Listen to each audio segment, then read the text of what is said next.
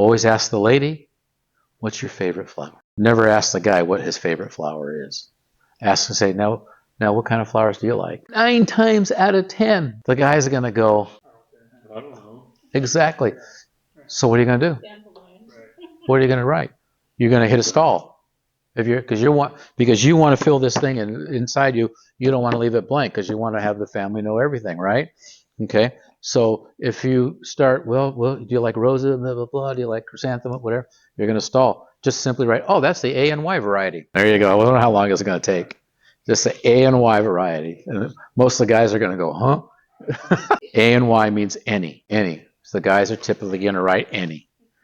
But that'll get you off the hook and keep the ball rolling. Sometimes you can make this light as you want, depending on how you're sitting with the people, how they came out of probing or whatever.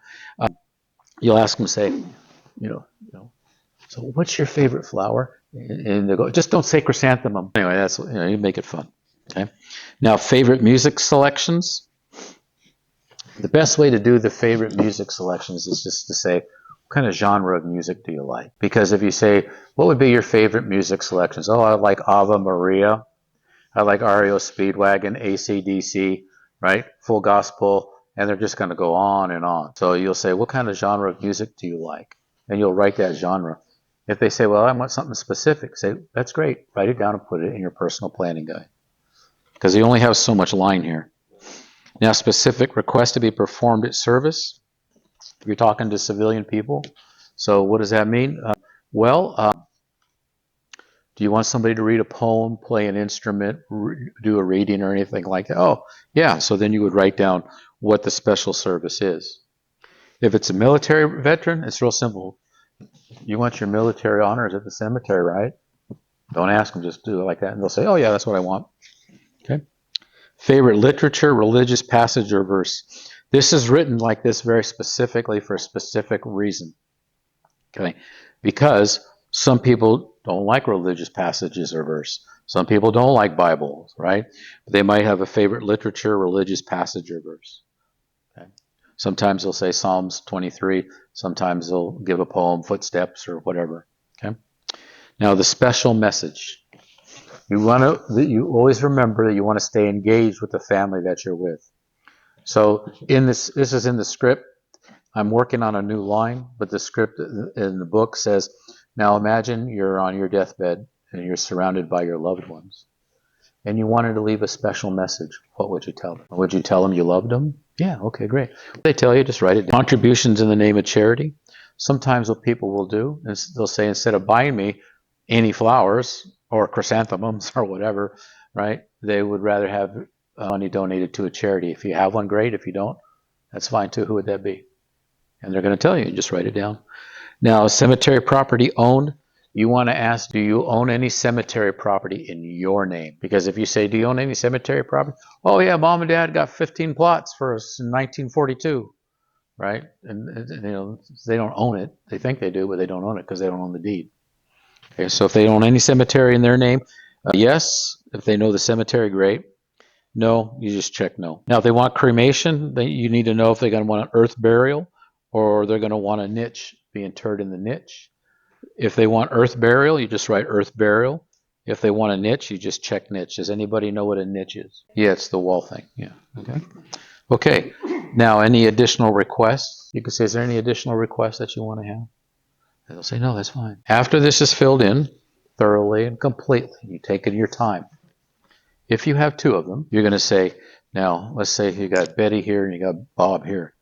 And you take Betty's and take Bob's and you slide them over here. Don't throw them. You just lay them down. I'm sitting here. I'm just going to hand them like this and say, now take a look at these. These are your personal preferences. Take a look at them and let me know if there's anything you want me to add or to change. Do not use the word subtract. Don't do it. Add or to change. And they're going to look it over. And if you made a mistake, great. This is when they find out. Don't even worry about it. They're only going to say, well, you got my phone number wrong, or what's the preferred funeral home? Do I got to pick a funeral home? Well, we're going to talk about that in a little bit. Just defer off of that. They won't bark on it. Okay, so now they're all done. So you got Betty here and you got John here, right? So then you take this and you go like this. Now, John, These are Betty's wishes and wants. And you're willing to honor, respect, and carry those out for her? Oh, yeah. Right? And then you go, and Betty, you willing to do the same for John? Yeah. If you just go, hey, okay, great, and then move on, you're losing connection with the people, because you got to get somebody to say, yeah, who doesn't want to honor, respect their spouse or their loved one, right? Okay, great.